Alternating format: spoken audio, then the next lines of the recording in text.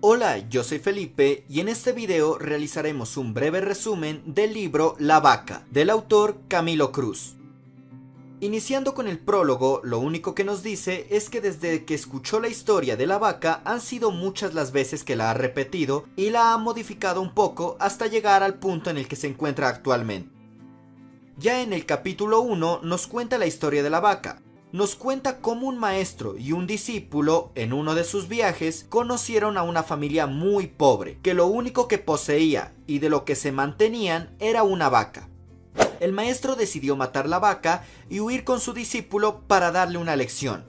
Cuando años después regresaron al lugar en donde vivía la familia, se dieron cuenta que la familia pobre se había vuelto rica.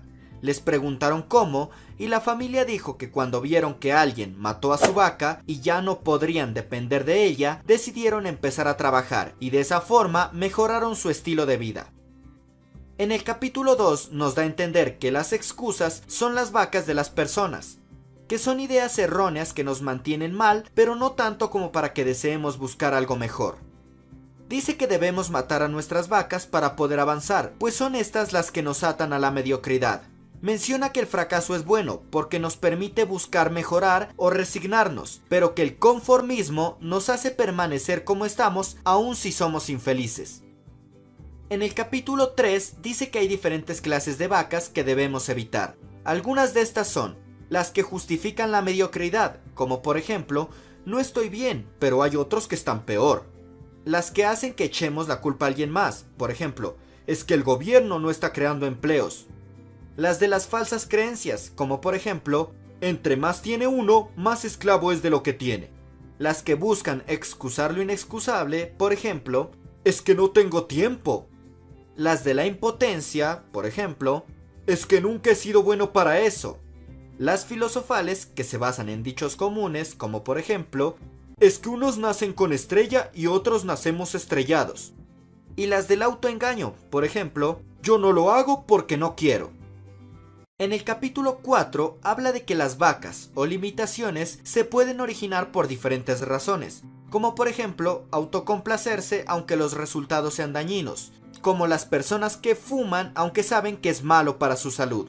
Otras vacas se originan por experiencias negativas del pasado, como quienes se equivocaron una vez pero nunca volvieron a intentarlo porque eso les hizo pensar que no eran buenos en aquello. Estas limitaciones no son reales, aunque creamos que sí. Simplemente están en nuestra mente. En el capítulo 5 menciona que hay vacas heredadas, es decir, que son productos de información que otras personas nos brindaron, como por ejemplo, personas conocidas que nos dieron su impresión acerca de nosotros, aunque era errónea, o información que hace sentir bien aunque seamos mediocres. Ya en el capítulo 6 nos afirma que debemos matar nuestras vacas para poder avanzar y que es muy importante recordar que esas limitaciones solo están en nuestra mente, no en la realidad. Los pasos para matar las vacas son: primero, identificar las vacas haciendo una lista. Segundo, determinar qué creencias generaron esas vacas, es decir, el origen de esas excusas. Tercero, hacer una lista de las cosas negativas que cada vaca trajo a nuestras vidas. Cuarto, hacer una lista de las cosas positivas que vendrán a nuestra vida si matamos a esa vaca. Eso nos ayudará a motivarnos. Y finalmente, quinto y último, crear nuevos hábitos que reemplacen a los anteriores que mantenían la vaca. Finalmente, el último capítulo nos aconseja que debemos pasar a la acción. Nada cambiará si solo nos quedamos pensando y planeando. Es necesario hacer las cosas. Debemos recordar que el peor enemigo del éxito no es el fracaso, es el conformismo.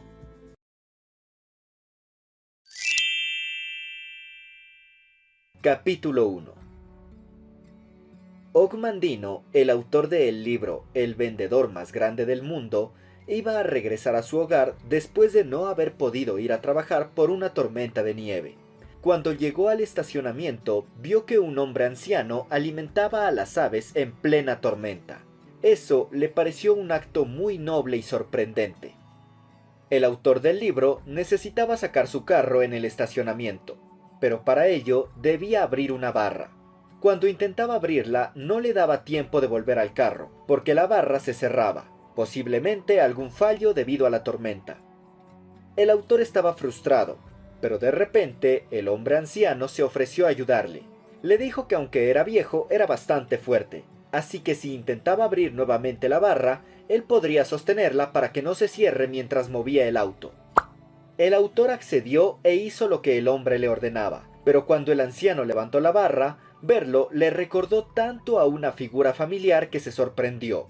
Aún así, tuvo que conducir el auto rápidamente porque sabía que la barra era muy pesada. Cuando lo hizo, iba a darle las gracias al anciano, pero este ya no estaba.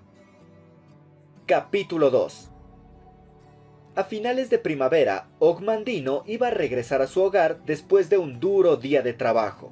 Pensaba en el éxito que estaba teniendo, pero al mismo tiempo lo agotado que se encontraba y la poca felicidad que eso le generaba, cuando de repente vio al anciano que le ayudó. Og Mandino se acercó para agradecerle por lo del otro día, y se pusieron a platicar. El anciano se llamaba Simón Potter, y tenía un perro cuyo nombre era Lázaro. También le dijo que se dedicaba a escribir, pero simplemente como hobby. Cuando el anciano vio que Og Mandino tenía un aspecto muy cansado, decidió invitarlo a tomar una copa en su apartamento que estaba muy cerca, y Og aceptó. Los dos hombres llegaron a un apartamento bastante humilde, pero en el cual había muchos libros. Mientras Simón servía las copas, Og revisaba los libros. Simón le dijo que él llamaba a su colección los libros de la mano de Dios, pues consideraba que Dios había seguido inspirando las palabras de diferentes autores, así como lo había hecho en la antigüedad con los profetas. También le explicó que esos libros permitían realizar el milagro más grande del mundo, el cual era pasar de la muerte a la vida. Argumentó que hay muchas personas que de una u otra forma están muertas por dentro. Han perdido sus ambiciones, su felicidad, sus sueños, sus ganas de vivir, etc. Pero las palabras adecuadas pueden hacer que vuelvan a vivir. Después le preguntó a Og si cuando escribió su libro había sentido la mano de Dios sobre la suya.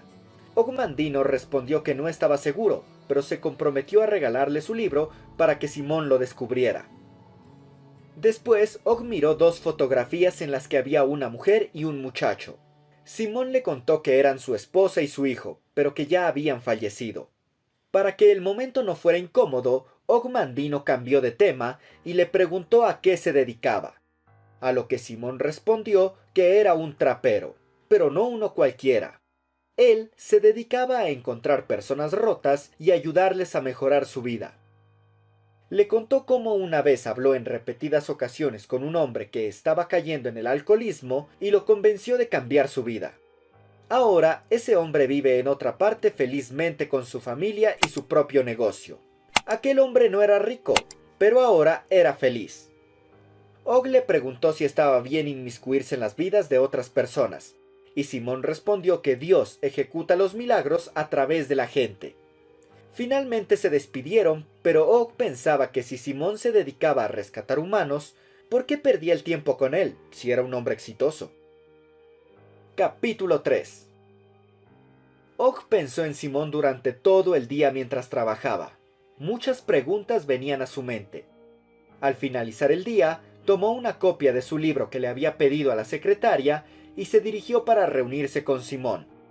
En cuanto llegó al apartamento del hombre, le entregó el libro y recibió una copa de jerez. Los hombres comenzaron a hablar y Simón afirmó que las personas tenemos un gran poder en nuestra mente, que la forma en cómo vemos el mundo puede traernos felicidad o tristeza, y que somos nosotros mismos quienes alimentamos nuestros pensamientos para crear la realidad que deseamos. Eso hace que sea tan importante llenar nuestra mente con buenos pensamientos para forjar de forma correcta nuestra personalidad.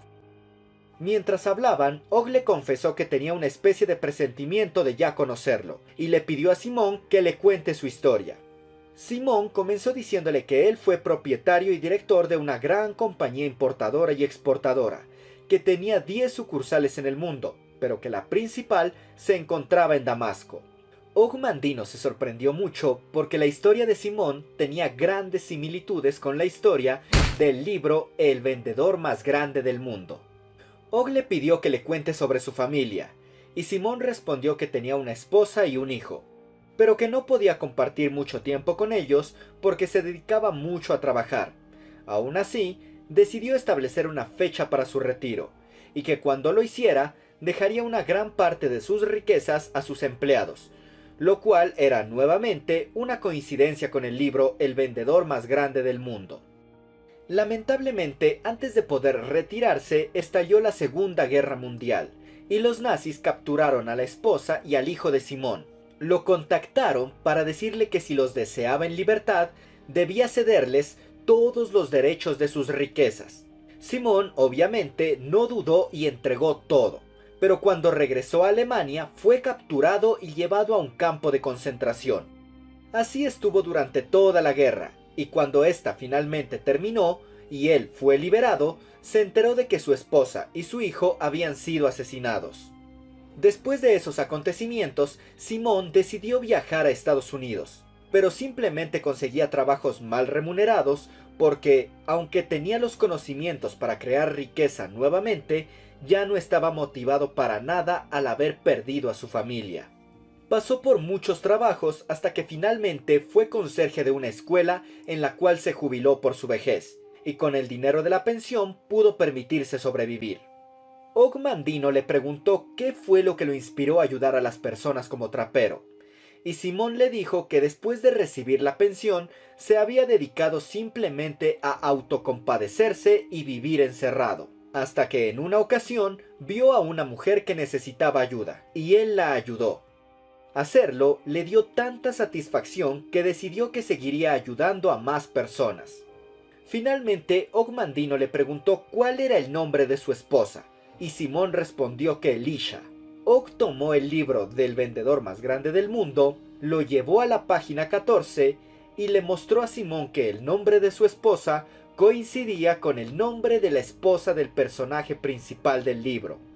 Los dos hombres se quedaron muy sorprendidos por las coincidencias entre las historias. Capítulo 4. Un mes después, Simón fue a visitar a Og Mandino a su oficina en la noche. Comenzaron hablando de la importancia de no alardear cuando se ayuda a otras personas, porque lo importante es la acción, no presumir de ello. Después, Og le contó que las cosas marchaban muy bien para él, que había tenido una importante reunión de negocios para una posible compra de los derechos de reimpresión de su libro, aunque el día de la reunión fue a una iglesia en la mañana y tras orar un rato se puso a llorar. Había recordado a su madre, quien falleció cuando él estaba en la preparatoria. Su madre había sido un gran apoyo, sobre todo porque siempre confió en que sería un gran escritor, y lo guiaba desde niño por ese camino. Por esa razón, cuando llegó al edificio en donde se llevaría a cabo la reunión, pensó para sí mismo: lo logramos, mamá. Después de algunos minutos de negociación, había conseguido una importante suma de dinero por los derechos de reimpresión. El resto del mes, Og Mandino se había dedicado a viajar y dar entrevistas para promover el libro. Simón lo felicitó por esos logros, aunque Og no se veía completamente feliz.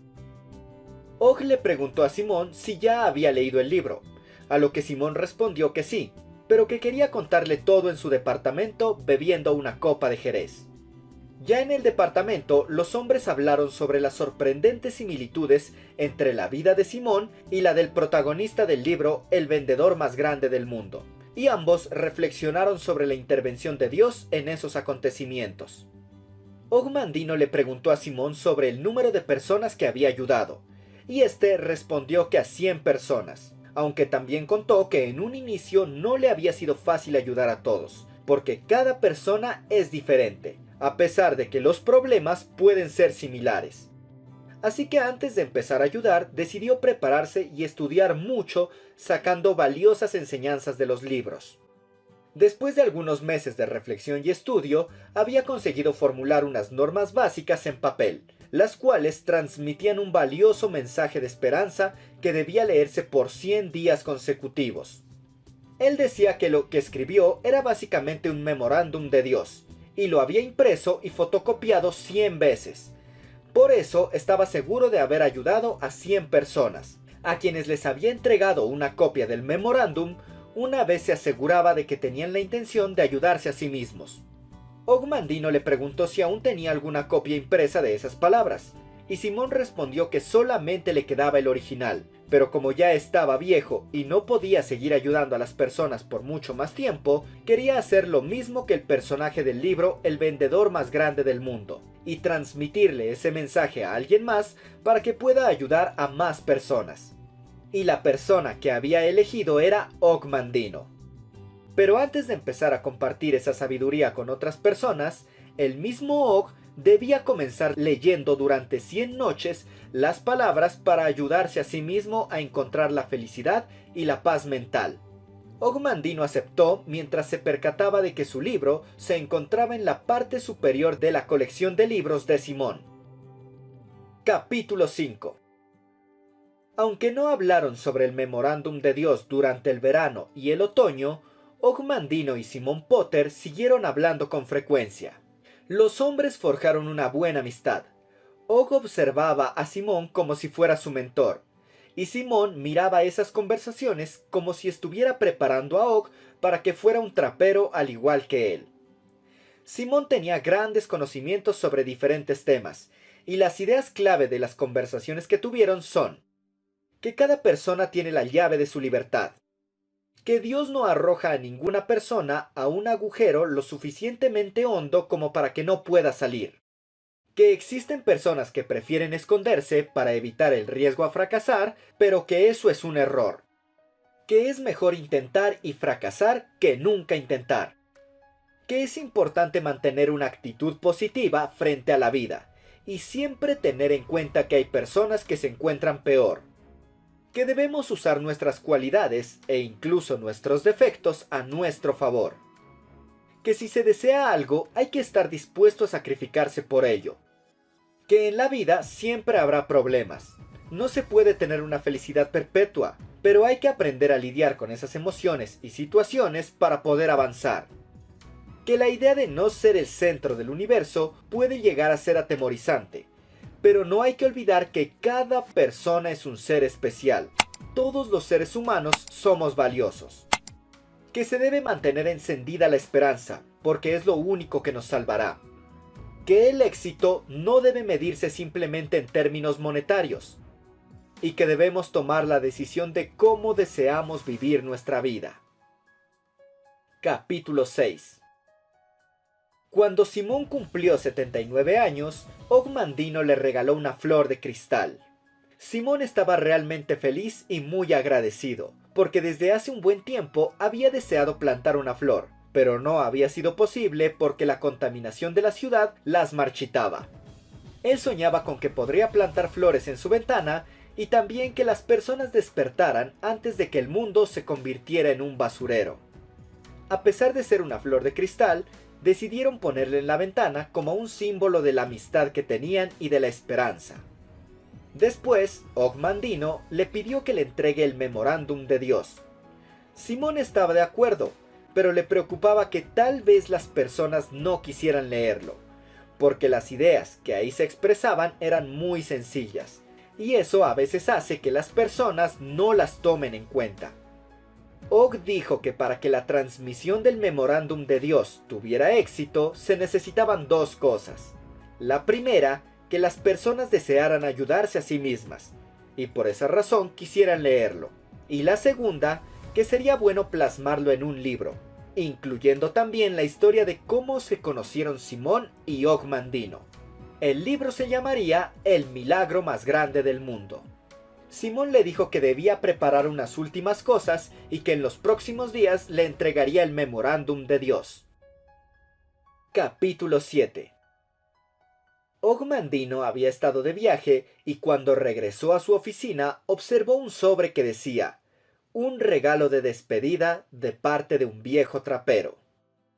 Og inmediatamente le preguntó a sus trabajadores quién había llevado ese sobre, pero nadie pudo dar una respuesta. Rápidamente corrió hacia el apartamento de Simón, pero cuando llegó observó que otra mujer vivía allí, y le dijo que había estado viviendo en ese lugar durante los últimos 4 años. Og Mandino preguntó al portero y a otras personas, y nadie parecía conocer a Simón Potter. Después se dirigió a la policía, a la morgue, al hospital, e incluso a un sitio de personas perdidas, pero nadie había escuchado su nombre ni conocían a nadie con la descripción física que Ogmandino daba.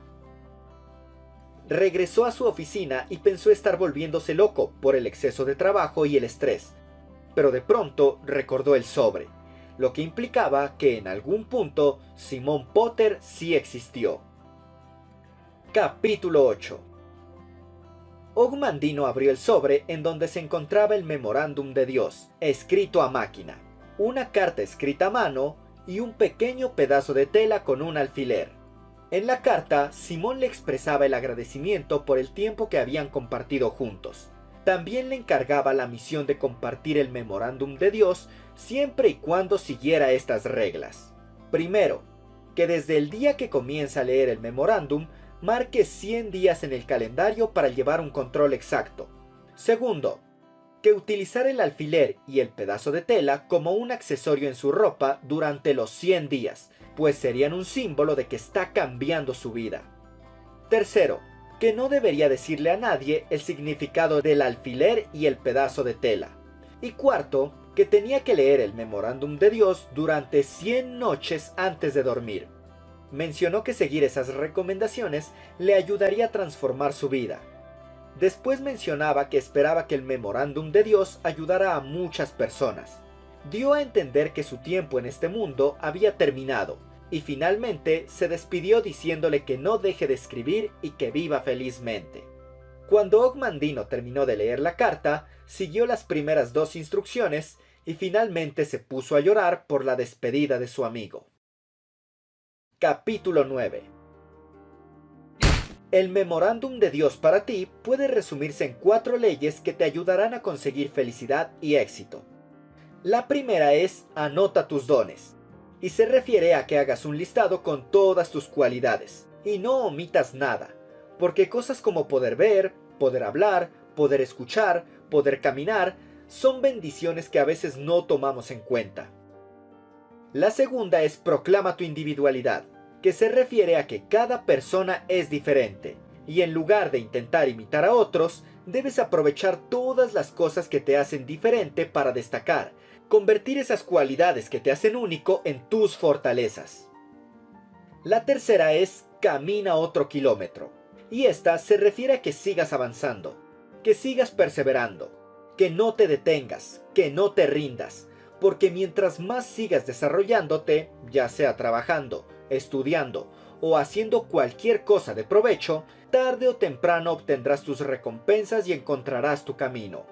También se refiere a que no hagas lo mínimo, sino que por el contrario, des el máximo en cada cosa que realices. Eso te diferenciará de manera positiva de otras personas.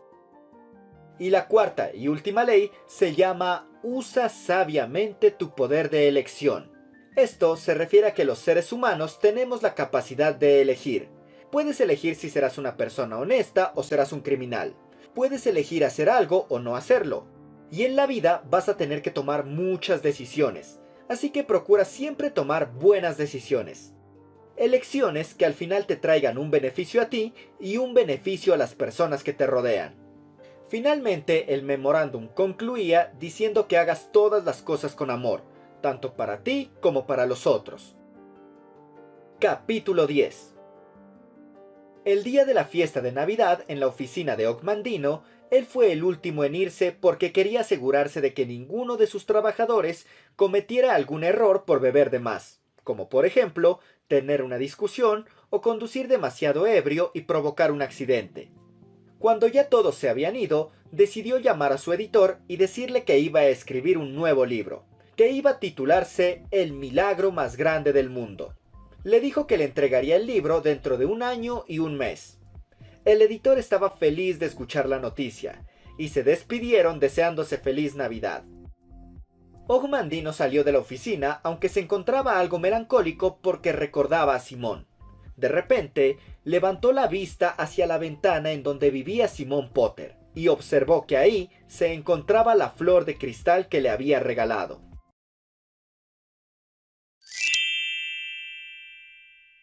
¿Cómo fue escrito este libro y por qué? Saber cómo tratar con otras personas es una de las habilidades más importantes, tanto en el aspecto social como profesional. Pero Dale Carnegie mencionó que no existía ningún libro que funcionara como un manual práctico de este tema. Por esa razón se dedicó a recopilar todo el conocimiento que había adquirido en sus años de experiencia, además de consultar diferentes fuentes bibliográficas para crear este libro. El libro ofrece diferentes reglas que han ayudado a muchas personas, y se espera puedan ayudarte también a ti. 9 sugerencias sobre la manera de obtener un mayor beneficio de este libro. Para obtener mejores resultados con el libro se sugiere, primero, tener un profundo deseo de dominar los principios de las relaciones humanas. Segundo, leer cada capítulo 2 veces antes de pasar al siguiente. Tercero, preguntarte frecuentemente cómo puedes aplicar cada indicación. Cuarto, subrayar o anotar las ideas importantes. Quinto, releer el libro todos los meses. Sexto, aplicar los principios cada vez que tengas oportunidad. Séptimo, convertir el aprendizaje en un juego evitando romper las reglas. Octavo, cada semana observar tu progreso y anotar los errores que hayas cometido para evitarlos en el futuro. Y noveno, apuntar en un diario cómo y cuándo has aplicado las reglas del libro. Primera parte. Técnicas fundamentales para tratar con el prójimo. Primero, si quieres recoger miel, no des patadas a la colmena. La mayoría de veces a las personas no nos gusta aceptar nuestros defectos o que nos equivocamos. Por esa razón, el realizar críticas solo puede servir para que los demás se justifiquen y se llenen de rencor. Si estás muy enojado, escribe esos sentimientos en una carta pero no la envíes. Así descargarás tu ira sin herir la susceptibilidad de alguien más. Cualquier tonto puede enojarse y criticar, pero una persona con carácter y dominio de sí mismo será comprensiva y capaz de perdonar. Así que la regla 1 es: no critique, no condene ni se queje. Segundo, el gran secreto para tratar con la gente. A todos nos gusta sentirnos apreciados. De hecho, se podría decir que es una necesidad. El problema es que muchas veces cuando tenemos alguna queja, lo decimos abiertamente. Pero cuando tenemos algo que elogiar, nos da pena y no decimos nada. Hay que evitar eso y hacer cumplidos cada vez que podamos, siempre y cuando sean sinceros. Eso ayudará a que las personas se sientan apreciadas y proyectará que tenemos la capacidad de ver lo bueno en los demás. Así que la regla 2 es: demuestre aprecio honrado y sincero. Tercero, quien puede hacer esto tiene al mundo entero consigo. Quien no puede, marcha solo por el camino.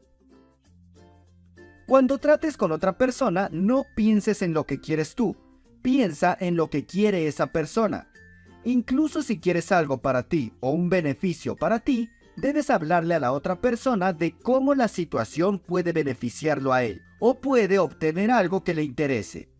Cuando vemos que alguien solo se preocupa por su beneficio, nos provoca rechazo. Pero si vemos que también se preocupa por lo que nos interesa a nosotros, estamos más dispuestos a cooperar. Así que estudia las ventajas que puedas brindar o que ellos puedan obtener cuando trates con otras personas. Ver desde el punto de vista de la otra persona de forma sincera es una cualidad muy valiosa.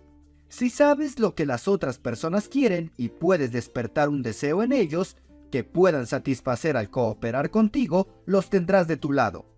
Así que la regla 3 es: despierte en los demás un deseo vehemente. Segunda parte. 6 maneras de agradar a los demás. Primero, haga esto y será bienvenido en todas partes. El perro es considerado el mejor amigo del hombre porque siente un genuino interés y lo demuestra. Para poder hacer amigos y tener buenas relaciones interpersonales, demuestra un genuino interés por las otras personas. Dedica tiempo y energía para conocer sus intereses, formas de pensar, lo que les apasiona, etc. Es importante también saludar a las personas con entusiasmo, demostrando la alegría que nos da tratar con ellos. No importa si es por teléfono o en persona, siempre sonríe. El interés demostrado debe ser sincero, no simplemente para obtener algo. Eso ayudará a ambas partes. Entonces, la regla 1 de esta sección es: interésese sinceramente por los demás. Segundo, una manera sencilla de causar una buena primera impresión. Sonreír es un factor muy importante en la primera impresión. La clave de esto es que debe ser una sonrisa sincera. Procura disfrutar el tiempo que pasas con las personas para que de esta forma ellos se sientan bien cuando se encuentren contigo. No te sientas mal por sonreír. Cuando alguien nos sonríe, lo más probable es que devolvamos la sonrisa y se cree un buen ambiente. Intenta mantener un buen estado de ánimo. Incluso cuando no estés con otras personas, sonríe, tararea o silba. Tu pensamiento tiene gran influencia en el estado de ánimo que tienes. Refleja tu buen estado de ánimo con tu expresión corporal. Cabeza erguida, espalda derecha y saludar con una sonrisa y un apretón de manos, si se da en el contexto. Entonces, la regla 2 es: sonría. Tercero, si no hace usted esto, va a pasarlo mal. Las personas tenemos un vínculo muy especial con nuestro nombre.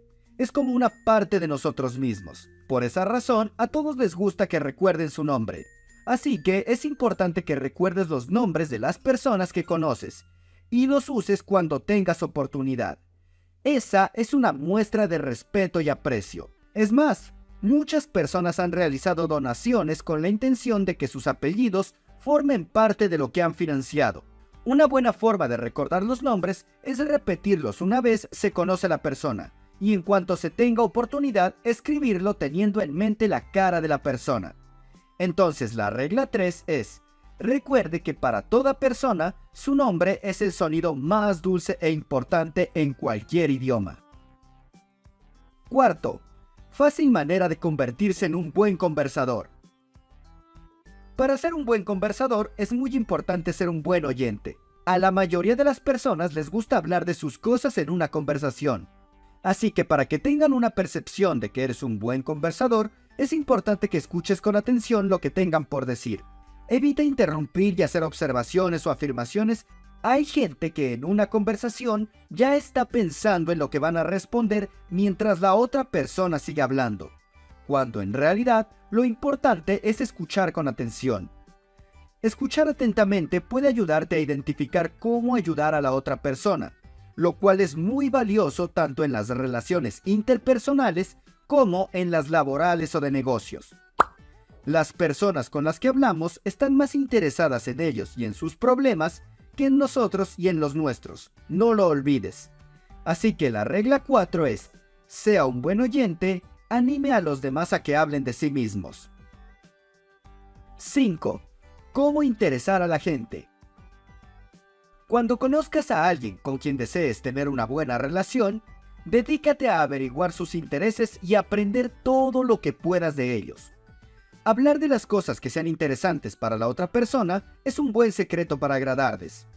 En una conversación, demuestra que tienes interés por sus intereses o pasiones. Lo que desees obtener de la otra persona, exprésalo en términos de sus intereses. De esa forma, ambas partes se beneficiarán. Es importante que aprendas sobre sus aficiones para que la conversación no sea forzada. Entonces, la regla 5 es: hable siempre de lo que le interesa a los demás. 6. ¿Cómo hacerse agradable ante las personas instantáneamente? Todas las personas anhelamos ser apreciadas y la mejor forma de que alguien se sienta apreciado es haciéndole un cumplido sincero. Hay que realizar cumplidos cada vez que haya oportunidad, pero sin olvidar que los cumplidos deben ser sinceros. Deben reflejar cualidades o actitudes que en realidad posea la persona y que pueda sentirse orgulloso de que se lo mencionen. Si los cumplidos no son sinceros, la persona solo interpretará adulación e hipocresía. También es de mucha ayuda hablar con educación y gentileza. Se puede hablar bien de las cualidades que tenga la otra persona, de sus posesiones, de sus actitudes o de cualquier aspecto que pueda hacerlo sentir orgulloso de sí mismo. Al hacer el cumplido, también se debe prestar atención a la respuesta de la persona. Todos tienen algo bueno, solo hay que identificarlo. Así que la regla 6 es: haga que la otra persona se sienta importante y hágalo sinceramente. Tercera parte: logre que los demás piensen como usted. Primero, no es posible ganar una discusión. Muchas veces, aunque una persona pierda una discusión, no aceptará su error, y aun cuando se gana una discusión, la parte que sale perdiendo tendrá un rencor a futuro que no le permitirá colaborar completamente. Por esa razón, no es buena idea tener discusiones, pues aunque pueda tener victorias, perderá la voluntad de la otra persona, lo cual es mucho más valioso. Si tienes la razón en un tema trivial, no discutas, no sirve de nada. Algunas sugerencias para evitar discusiones son: aceptar el desacuerdo, puede que sea la opción de corregir o mejorar. Desconfíe de su primera impresión instintiva, no se ponga a la defensiva. Controle su carácter, no se irrite y escuche. Busque las áreas de acuerdo, después de escuchar, vea qué tienen en común. Sea honesto, busque sus errores y discúlpese por ellos. Prometa pensar y analizar con cuidado las ideas de sus oponentes, y hágalo en serio. Agradezca sinceramente a sus oponentes por su interés. Piense en ellos como amigos que quieren ayudarlo. Proponga la acción de modo que ambos bandos tengan tiempo de repensar el problema. Entonces, la primera regla de esta sección es: la única forma de salir ganando de una discusión es evitándola. Segundo, un medio seguro de conquistar enemigos, y cómo evitarlo. Todos podemos llegar a equivocarnos, así que no debemos presumir que tenemos toda la razón con respecto a algo. Admitir que posiblemente estás equivocado te hará ver como una persona admirable que está dispuesta a aceptar sus errores. Si estás seguro de que estás en lo correcto, ten tacto. Haz que la otra persona vea su error, pero haciendo preguntas como si no estuviera seguro. De esa forma, esa persona entenderá tu punto de vista, pero sintiendo que él mismo consiguió la respuesta y se sentirá bien. Si le dices directamente a las personas que están equivocadas, lo único que conseguirás es despojarlos de su dignidad y ganar su rencor. La regla 2 es: demuestren respeto por las opiniones ajenas, jamás diga a una persona que está equivocada. Tercero, si se equivoca usted, admítalo. Aceptar nuestros errores, en lugar de justificarnos, nos hará ver como personas responsables y valientes. También sirve para que la persona con la que cometemos el error se sienta mal de reprocharnos y se porte de forma diligente al saber que comprendimos el error. Al aceptar nuestro error es bueno ser enfático, es decir, ponernos en el lugar de la otra persona y decir que entendemos por qué está mal lo que hicimos. Aceptar los errores es también el primer paso para corregirlos. Así que la regla 3 es: si usted está equivocado, admítalo rápida y enfáticamente. 4. Una gota de miel. Si vas a hablar con una persona con la intención de pelear, lo más probable es que te respondan de la misma forma. Pero si vas con la intención de dialogar, comprender el punto de vista del otro, mostrar genuino interés e intentar descubrir puntos en común, es muy probable que hasta los enemigos se vuelvan amigos. Tratar bien a las personas puede dar mejores resultados que pelear con ellos. Tener una actitud amistosa desde el principio de la conversación y el transcurso te ayudará a conseguir resultados de ganar-ganar con tu interlocutor y a fortalecer la relación que existe entre ustedes. La bondad, la amabilidad y la apreciación pueden hacer cambiar de idea mucho más rápido que los engaños y las amenazas. Por lo que la regla 4 es: empiece en forma amigable. 5. El secreto de Sócrates. Sócrates tenía una forma de debatir que consistía en hacer preguntas con las que sus opositores terminaban estando de acuerdo y dándole la razón. Aparentaban no saber del tema, pero al final conseguía que estuvieran de acuerdo con sus argumentos, siendo sus mismos opositores quienes le daban la razón. Esto se conoce como la estrategia de sí, que consiste en hacer preguntas a nuestros interlocutores con las que estarán de acuerdo, pero que ayudarán con nuestro punto de vista. Y sobre todo, evitar que digan como respuesta no. Se debe evitar la respuesta no, porque esto genera una percepción subconsciente de rechazo a todo lo que sigue. Pero si las personas dicen sí, estarán muy abiertos a los argumentos que continúan. Ejemplos de preguntas de este estilo serían: ¿le gustaría que su dinero esté a salvo, cierto? Comprende que esta es la mejor opción para su familia, ¿verdad? Cuando se utiliza esta estrategia, se debe evitar llevarle la contraria a la persona. En su lugar, se hacen preguntas que lo conduzcan a llegar a la conclusión deseada. Mientras más pronto se pueda conseguir respuestas afirmativas en la conversación, es mucho mejor. Entonces, la regla 5 es: consiga que la otra persona diga sí, sí, inmediatamente. 6. La válvula de seguridad para atender quejas. Cuando tratamos de atraer a los demás a nuestro modo de pensar, hablamos demasiado y eso es un error. Lo que se debe hacer es preguntas y permitir que la otra parte nos explique algunas cosas, evitando el deseo de interrumpir.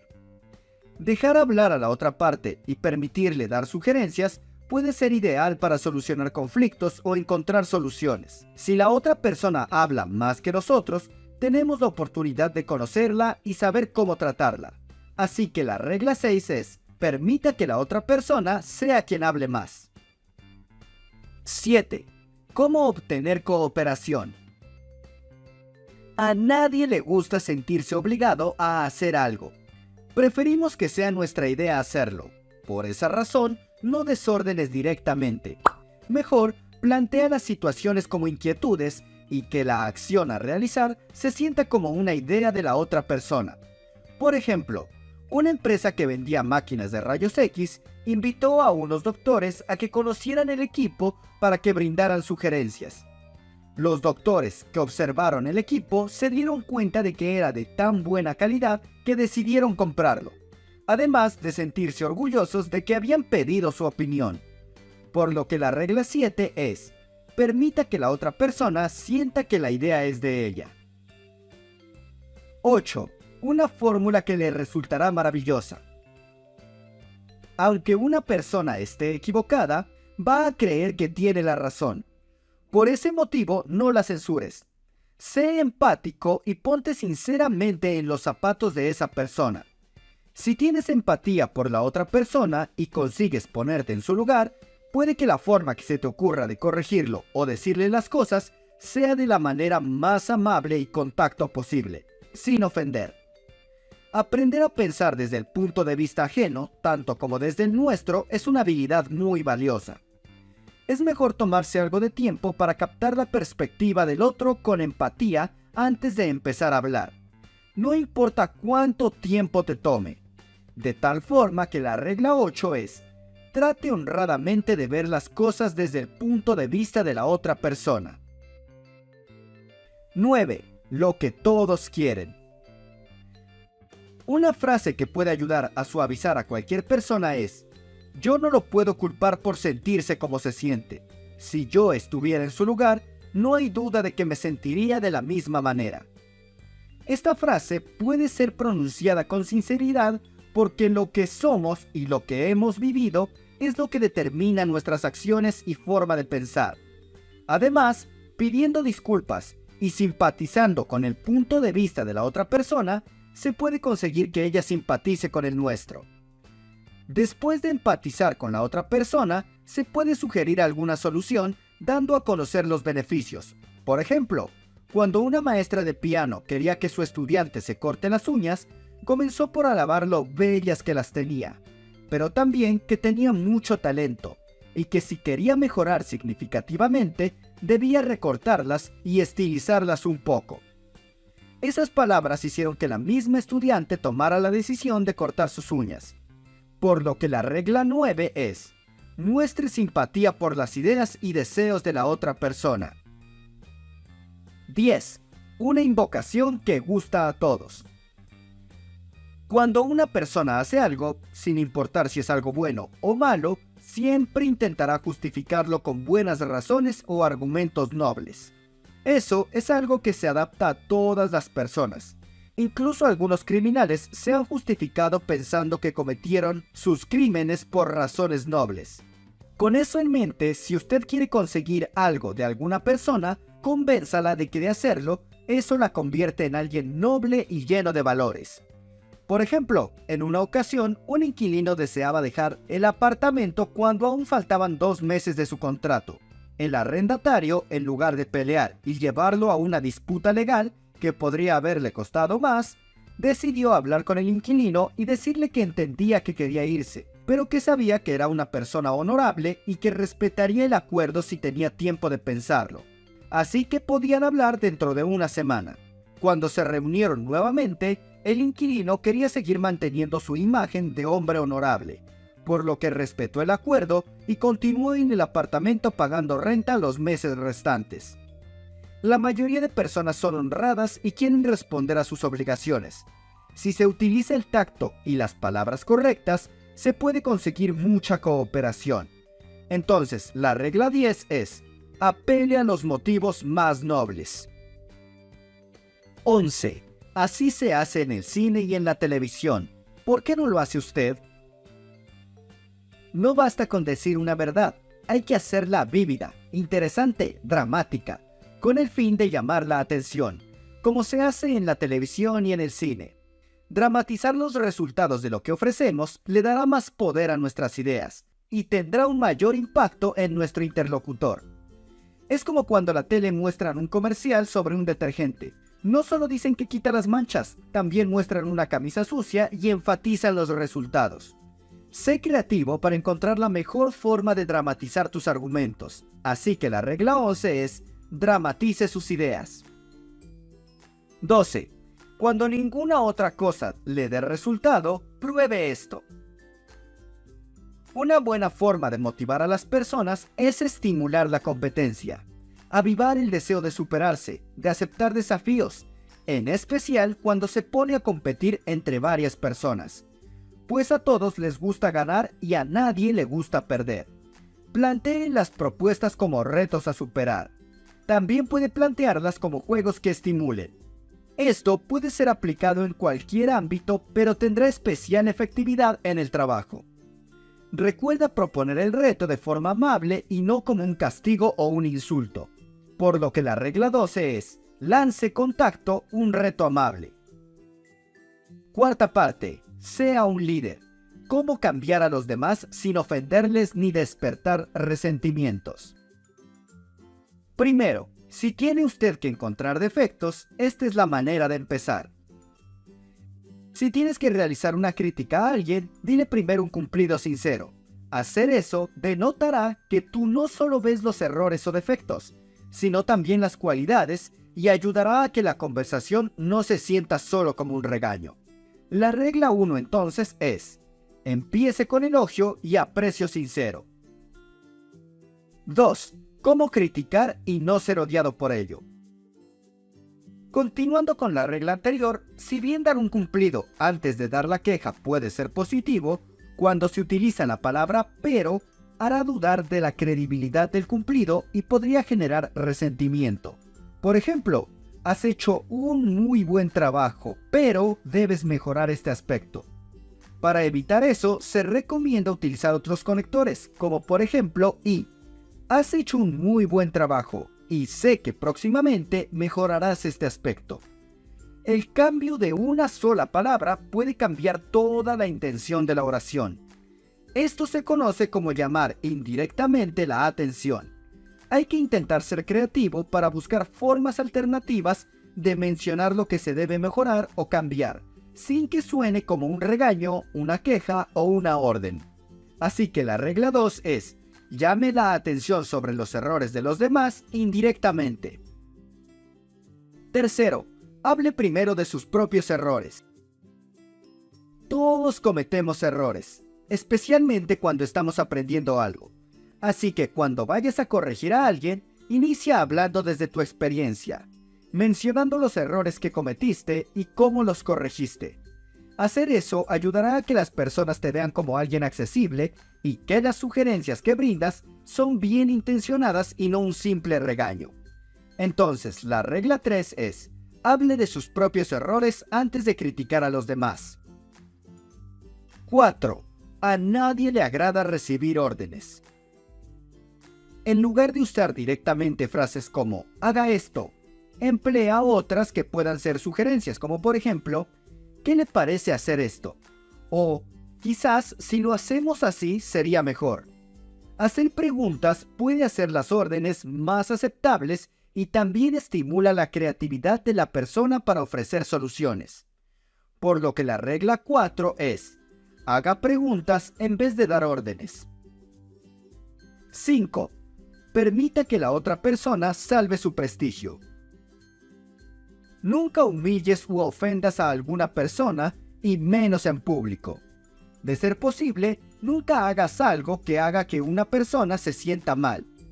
En el caso de tener que despedir o sacar a alguien de tu vida, hazlo de una forma en que garantices que conservará su dignidad. Porque la regla 5 es, permite que la otra persona salve su propio prestigio. 6. ¿Cómo estimular a las personas hacia el triunfo? Cuando se está educando o entrenando animales, es muy común ver que se les da alguna recompensa cuando hacen las cosas bien. Eso mismo aplica para las personas y lo que se les puede dar son elogios y palabras de aliento. Las palabras de elogio pueden cambiar la vida de una persona, darle confianza y ayudarle a atravesar un momento difícil. Usar elogios en lugar de críticas puede ayudar mucho a las personas. Recuerda que todos anhelamos aprecio y reconocimiento sincero, pero a nadie le gustan las mentiras ni la adulación.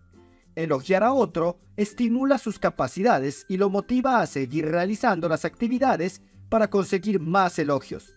Así que la regla 6 es, elogie el más pequeño progreso y además cada progreso. Sea caluroso en su aprobación y generoso en sus elogios. 7. Cría fama y échate a dormir. Normalmente las personas realizamos nuestras actividades dependiendo de la, entre comillas, fama o reputación que tengamos. Es decir, a un trabajador mediocre no le importará que le llamen mediocre a sus resultados, porque eso es lo que se espera de él y lo que él piensa que esperan los demás. Pero a un buen trabajador sí le importaría que le mencionaran que su desempeño se redujo, pues él quería mantener la imagen de buen trabajador que con su esfuerzo se ha ganado. Esto aplica en muchos ámbitos y no solo en el profesional. Debido a esto, si deseas que una persona mejore su desempeño o corrija algún error, recuérdale lo mucho que esperas de ella y lo bien que había venido realizando varias labores antes de enfatizar en el aspecto que puede mejorar. Dale buena fama a las personas y observa cómo reaccionarán para mantenerla. Entonces, si deseas obtener buenos resultados cambiando la actitud o la conducta de otra persona, recuerda la regla 7. Atribuye a la persona una buena reputación para que se interese en mantenerla. 8. Haga que los errores parezcan fáciles de corregir. Si mencionas que las cosas no son tan difíciles como se ven, puedes generar confianza en las personas y su buena disposición ayudará a que tengan más probabilidades de realizarlas con éxito. Por ejemplo, si alguien quiere aprender a bailar y en su primera vez no lo hace bien, se le puede decir que tiene un don innato para sentir el ritmo, pero que necesita un poco de práctica para mejorar con los pasos. Eso le infundirá la confianza suficiente para que decida no abandonar y seguir hasta que lo domine.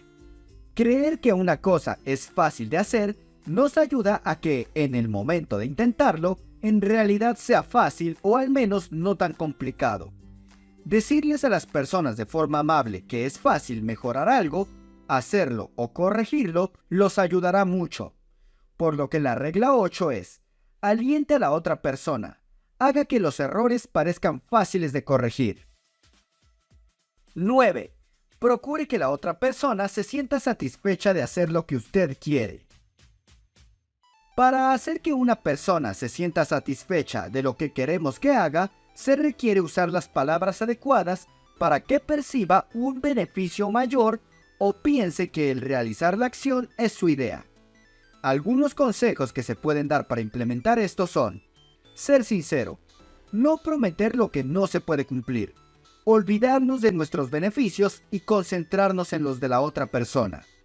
Saber exactamente qué es lo que deseamos que haga la otra persona. Ser empático. Determinar qué es lo que verdaderamente quiere la otra persona. Considerar los beneficios que recibirá la otra persona por hacer lo que le sugerimos. Hacer que los beneficios coincidan con los deseos de la otra persona. Y hacer el pedido destacando los beneficios que tendrá la otra persona. Puede que esto no funcione en algunas ocasiones, pero sí la mayoría de las veces. Entonces, la regla 9 es: procure que la otra persona se sienta satisfecha de hacer lo que usted quiere. Un breve camino hacia la distinción. Dale Carnegie fue un niño granjero muy pobre que, con un fuerte deseo de salir adelante, desde muy joven se esforzó y trabajó para seguir sus sueños. Encontró su vocación dedicándose a la formación de las personas en hablar en público, principalmente empresarios, aunque con el tiempo se dio cuenta de la importancia que tenía el preparar a las personas en el trato con los demás. Esa era una habilidad muy deseada por mucha gente, pero de la cual no existía preparación y menos académica. Brindando conferencias de este tipo, consiguió llenar muchos auditorios y ganar gran reconocimiento hasta que se decidió recopilar esa información y conocimiento en este libro.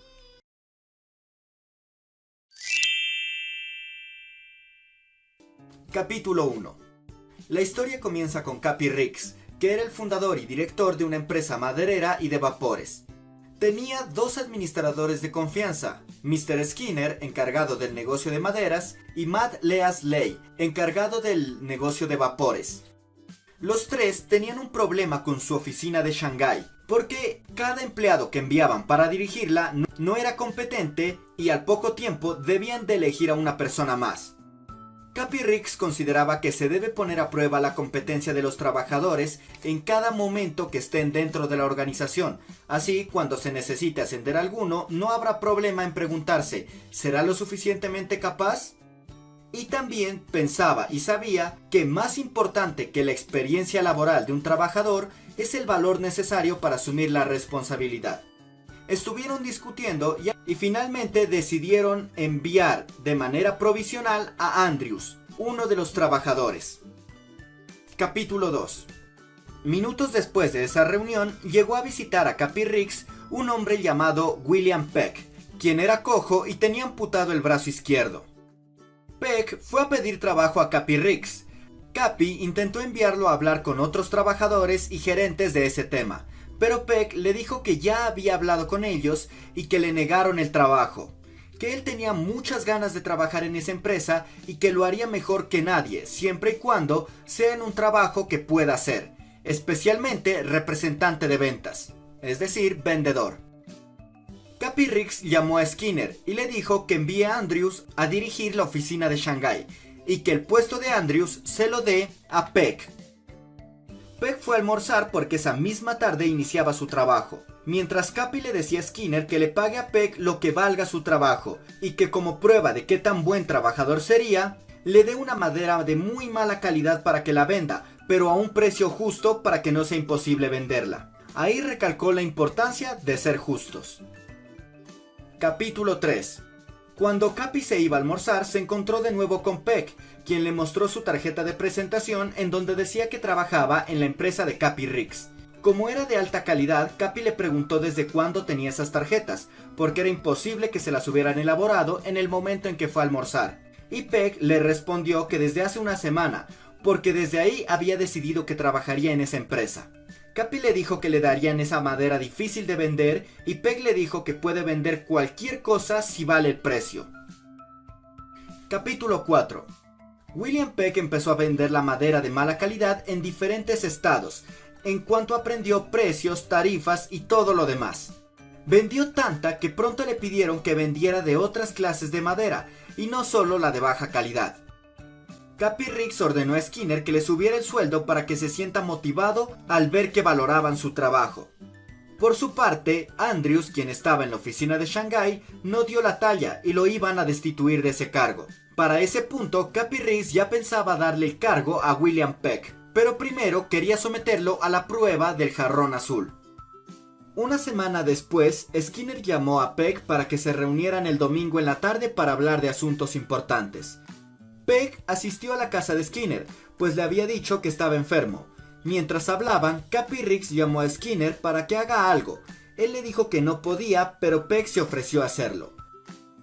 Riggs le dijo que en una tienda vio un jarrón azul que quería regalárselo a una mujer que vivía en Santa Bárbara. Para visitarla, saldría de viaje esa noche a las 8 p.m. Como era domingo, la tienda estaba cerrada, pero él quería ese jarrón. Peck le dijo que no había problema, que se lo conseguiría.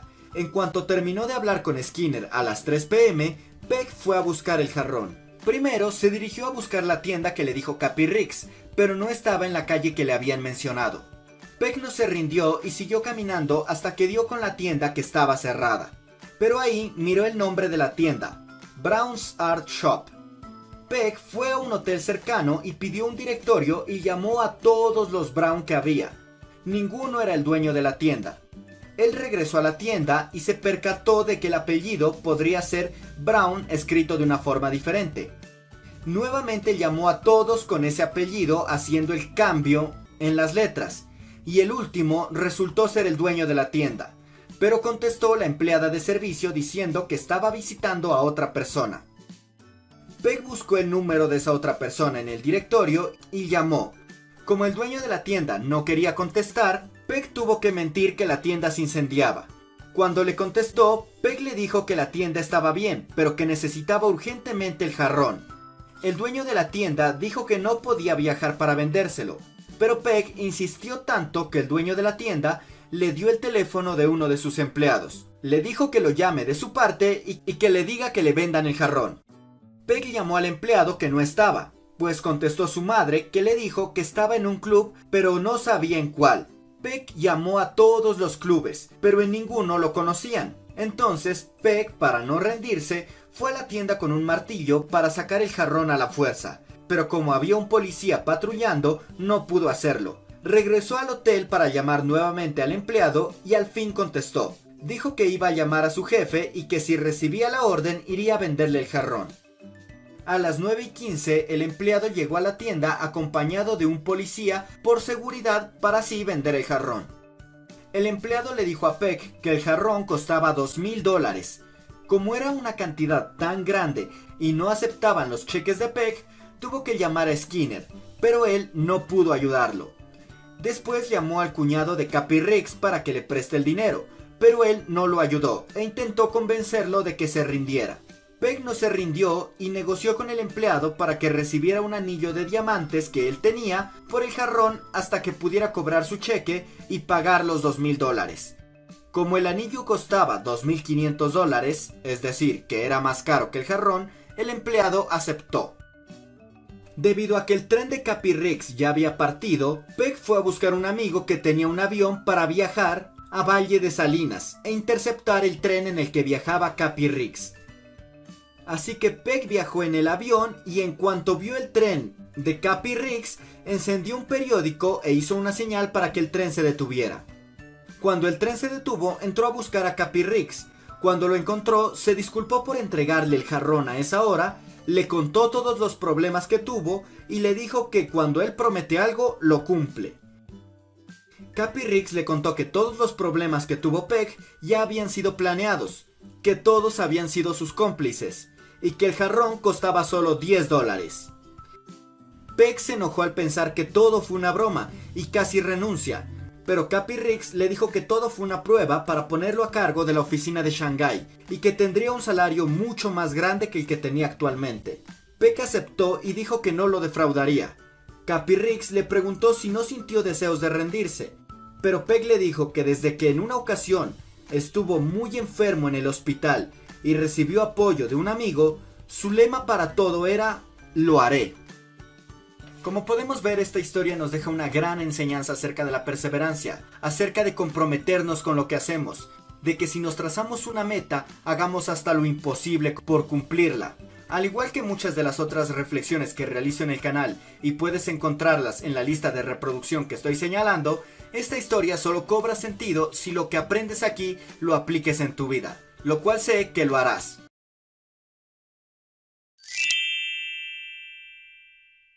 El caballero de la armadura oxidada. Capítulo 1. El dilema del caballero. Hace mucho tiempo existió un caballero que pensaba que era bueno, generoso y amoroso. Él era famoso por su brillante armadura. Además, tenía una esposa llamada Julieta y un hijo llamado Cristóbal. Pero no pasaba mucho tiempo con ellos porque siempre estaba en batallas, o matando dragones, o rescatando damiselas, o admirando cómo se veía con su armadura. A él le gustaba tanto su armadura que después de un tiempo ya no se la quitaba, ni siquiera para dormir o comer, y su familia ya no recordaba cómo se veía sin ella. Cuando el caballero estaba en su casa, solo hablaba de sus hazañas, y no permitía que su esposa y su hijo hablaran. Un día, la esposa cansada le dijo que si en serio la amaba, se quitara la armadura, que si no lo hacía, ella y su hijo lo abandonarían. De mala gana el caballero aceptó, pero no pudo quitarse la armadura. Fue entonces a buscar al herrero para que le ayudara a quitársela, pero el herrero tampoco pudo, aunque le dijo que regresara al día siguiente para intentarlo nuevamente. En la noche el caballero se dio cuenta que no sintió los golpes que dio el herrero en la armadura, y que de hecho desde hace algún tiempo ya no sentía nada. Los días siguientes el herrero intentó quitar la armadura, pero fue en vano, y Julieta pensaba que era el caballero quien no quería quitársela. Como el caballero tenía miedo de que su mujer y su hijo lo abandonaran, decidió buscar en otras tierras quien pudiera quitarle la armadura. Pero antes de irse quería despedirse del rey. En cuanto llegó al castillo del rey, solo encontró al bufón llamado Bolsalegre, que le dijo que el rey se había ido a una cruzada. El caballero estaba por retirarse cuando Bolsalegre le dijo que había un hombre que podía ayudarlo, y ese hombre era el mago Merlín. Entonces el caballero se dispuso a buscar al mago en los bosques. Capítulo 2. En los bosques de Merlín. El caballero viajó por el bosque durante varios meses, aunque estaba perdido.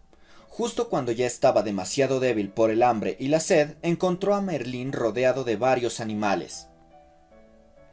El caballero le dijo a Merlín que lo había estado buscando y que estuvo perdido por meses, a lo que Merlín respondió que había estado perdido toda su vida. El caballero se enojó e intentó irse, y Merlín le dijo que tomaba la verdad como un insulto. Como el caballero estaba tan débil, Merlín tuvo que ayudarlo dándole de beber una bebida llamada vida.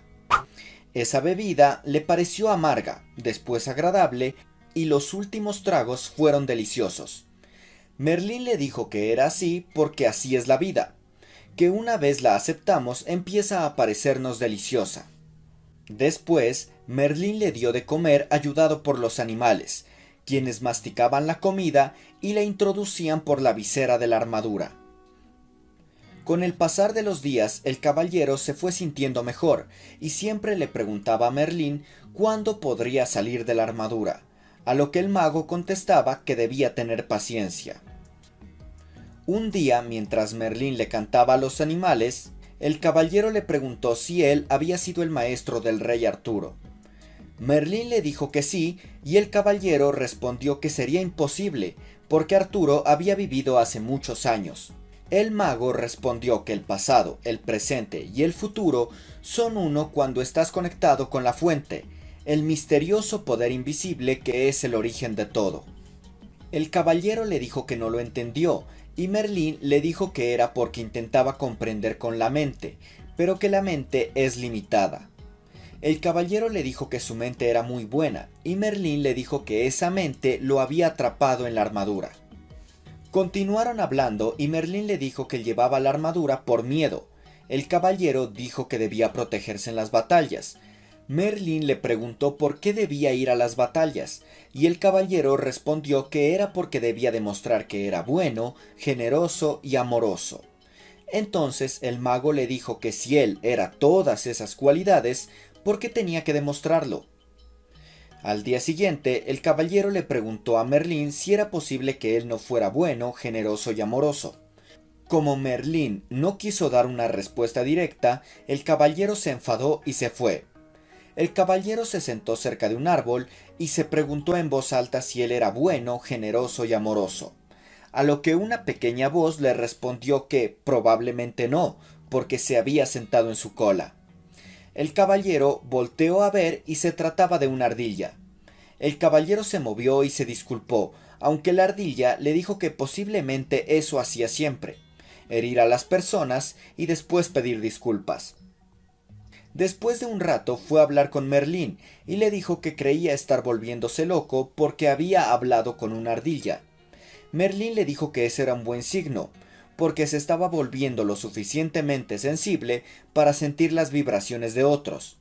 Así fue como pudo comprender a la ardilla como si hablara, que algún día podría empezar a hablar con las flores. El caballero nuevamente se enojó y dijo que regresaría con Julieta y Cristóbal, que aunque Julieta no quisiera verlo, Cristóbal estaría feliz de tener a su padre. Merlín le propuso preguntárselo y llamó a una paloma llamada Rebeca. Escribieron una carta y se la enviaron al hijo del caballero. Cuando la paloma regresó con la respuesta del niño, la hoja estaba en blanco. Eso quería decir que su hijo no lo conocía lo suficiente como para dar una respuesta. El caballero se lamentó, lloró y terminó dormido. Capítulo 3. El sendero de la verdad. Al día siguiente, cuando el caballero despertó, Merlín le dijo que había hecho un gran avance. Después le mostró dos senderos. El uno era ancho, y le dijo que a través de ese camino había llegado, que ese sendero conducía a la deshonestidad, la avaricia, el odio, los celos, el miedo y la ignorancia, que si deseaba podía regresar por ahí, pero si quería quitarse su armadura, debía seguir por el otro sendero, que era mucho más angosto y empinado que el primero. Ese segundo camino era el sendero de la verdad. Como el viaje por el sendero de la verdad no podría realizarse a caballo, el caballero debería caminar. Aún así, para ayudarle se ofrecieron Rebeca la paloma y la ardilla. Merlín le entregó una llave de oro al caballero y le dijo que con ella abriría 3 castillos que bloquearían su camino: el castillo del silencio, el castillo del conocimiento y el castillo de la voluntad y la osadía. En esos castillos no encontraría ni dragones ni princesas, porque primero debería aprender a salvarse a sí mismo y solo encontraría la salida cuando haya aprendido lo que tenía que aprender en cada castillo. El caballero emprendió su viaje y cuando se hizo de noche, la paloma y la ardilla le ayudaron a comer, pues aún tenía la visera de su armadura. Después de esto, el caballero durmió y cuando despertó al día siguiente, ya no tenía la visera de su armadura. Se había oxidado y se había caído debido a las lágrimas que derramó cuando vio la carta en blanco de su hijo. La pena que había sentido era tan profunda que su armadura no había podido protegerlo. Animado con esto, el caballero empezó a caminar y durante el trayecto tuvo una discusión con la paloma y la ardilla en la que aprendió que los animales son felices porque aprenden a aceptar en lugar de esperar, y así evitan las decepciones.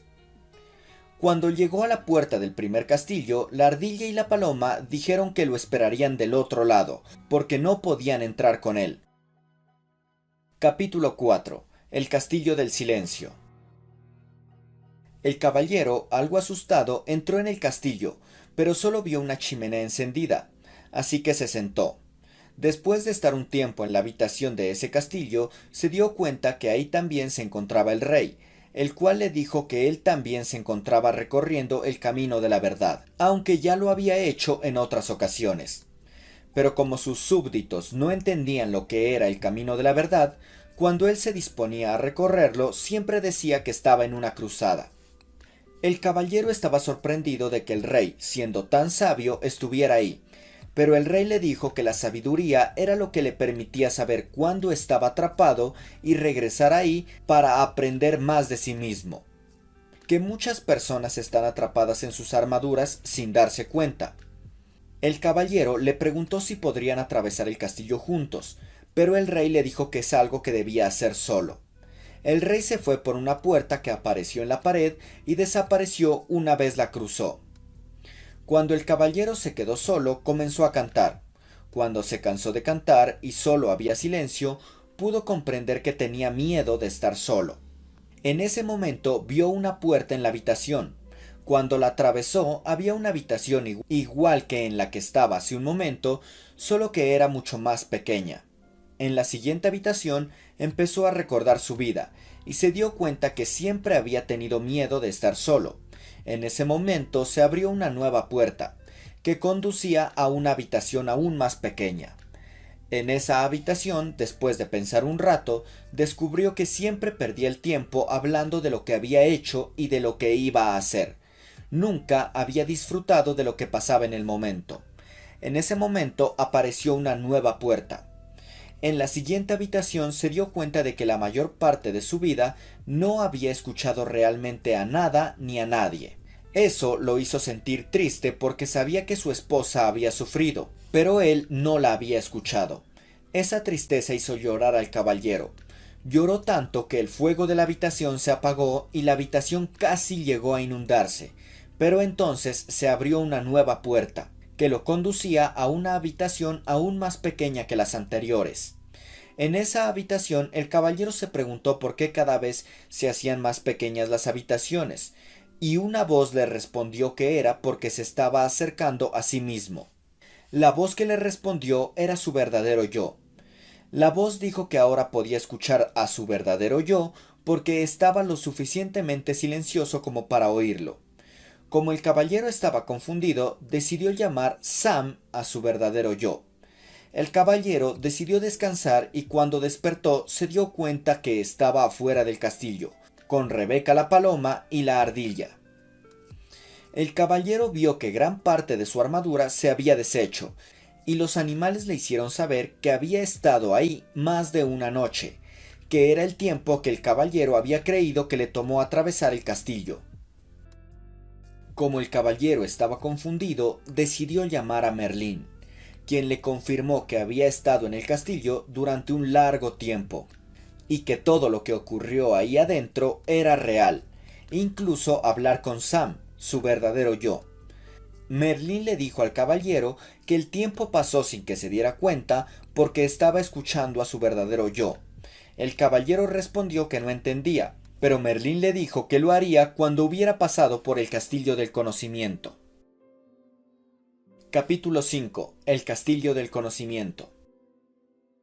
En cuanto el caballero, la paloma y la ardilla llegaron al castillo del conocimiento, vieron que era muy grande. Eso porque había sido creado por el propio universo, la fuente de todo el conocimiento. En ese castillo podía entrar con la paloma y la ardilla porque el silencio es para uno, pero el conocimiento es para todos.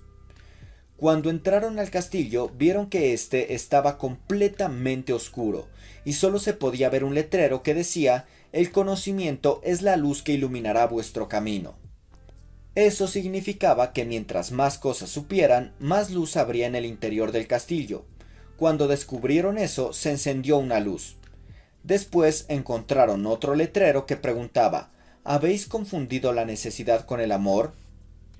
El caballero pensó en esto y se dio cuenta de que habían sido más las veces que había necesitado a su familia que las que los había amado.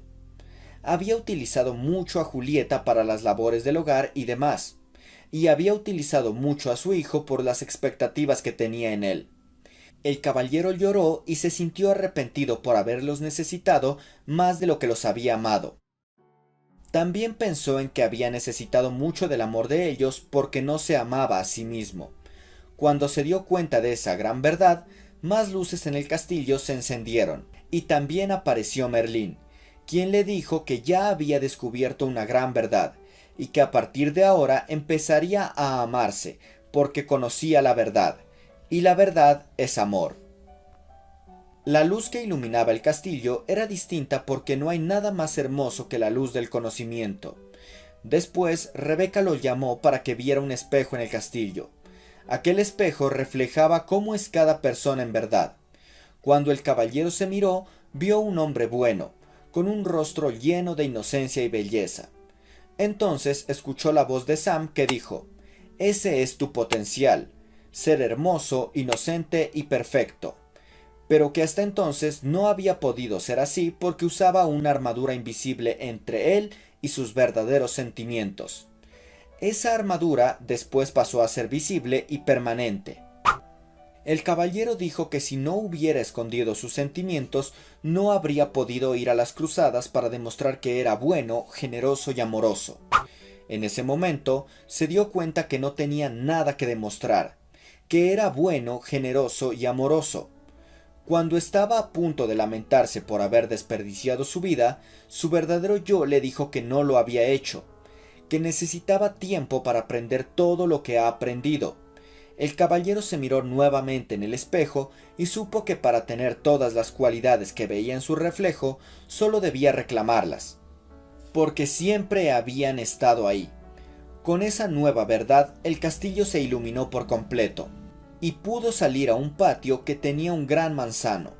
Abajo del árbol había una nueva inscripción que decía: «Por esta fruta impongo condición, pero ahora aprenderéis acerca de la ambición».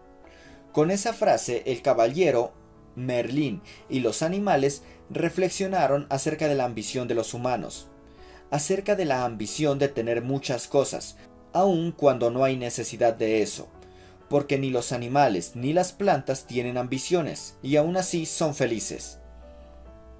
Que cuando nacemos somos hermosos, inocentes y perfectos, pero después ambicionamos más, aun cuando eso no nos aporte nada realmente. Que la única ambición buena es la ambición del corazón, que se centraba en utilizar todas nuestras cualidades para trabajar y ayudar a otros con nuestro trabajo, como por ejemplo el árbol que da muchas manzanas, que sirven para alimentar, y que eso también genera que se expandan los cultivos de manzanas. Que los humanos también podemos hacer lo mismo. Al comprender eso, el caballero prometió que sus ambiciones vendrán del corazón. En ese momento apareció en el sendero de la verdad con la paloma y la ardilla. El castillo, Merlín y parte de su armadura habían desaparecido, y él se dio cuenta que había pasado bastante tiempo desde que entró. El tiempo transcurrió con rapidez porque se escuchaba a sí mismo, pero lo hacía lento cuando esperaba que otras personas lo llenaran. Ahora solo faltaba el castillo de la voluntad y la osadía. Capítulo 6. El castillo de la voluntad y la osadía. Al llegar a un puente que conectaba con el castillo de la voluntad y la osadía, el caballero observó que este castillo era resguardado por un gran y feroz dragón. Este era el dragón del miedo y la duda. Rebeca le dijo que el conocimiento de uno mismo podía matar al dragón del miedo y la duda, porque el conocimiento de uno mismo es la verdad, y la verdad es más poderosa que la espada. Hablando de esto, llegaron a la conclusión de que el dragón solo existía si él creía que existía, así que si tenía confianza y avanzaba, no podría hacerle nada. El caballero intentó atravesar el puente, pero las llamas del dragón lo quemaron, aunque Rebeca, la ardilla y Sam le dijeron que eso había ocurrido porque él dudó y creía que las llamas podían quemarlo. Con el apoyo de Rebeca, la ardilla y Sam, el caballero logró tener la suficiente confianza para atravesar el puente. A medida de que atravesaba el puente con gran convicción, el dragón se hacía cada vez más pequeño, hasta convertirse en una pequeña rana, y desapareció con la advertencia de que regresará una y otra vez para bloquear el camino del caballero, aunque éste le respondió que regresara siempre que quisiera, que cada vez que lo haga, él sería más fuerte. Cuando se disponía a entrar en el castillo de la voluntad y la osadía, el castillo desapareció, porque ya había superado la verdadera prueba. Ahora solo debía llegar a la cima de la montaña. Capítulo 7. La cima de la verdad. Para llegar a la cima, el caballero debía escalar, y eso empezó a hacer. Cuando llegó a un punto muy alto, leyó una inscripción que decía: «Aunque este universo poseo, nada poseo, pues no puedo conocer lo desconocido si me aferro a lo conocido». Como el caballero se dio cuenta que no podía escalar más y que lo conocido en ese momento era la roca de la que se sujetaba, lo que debía hacer era soltarse y caer al vacío.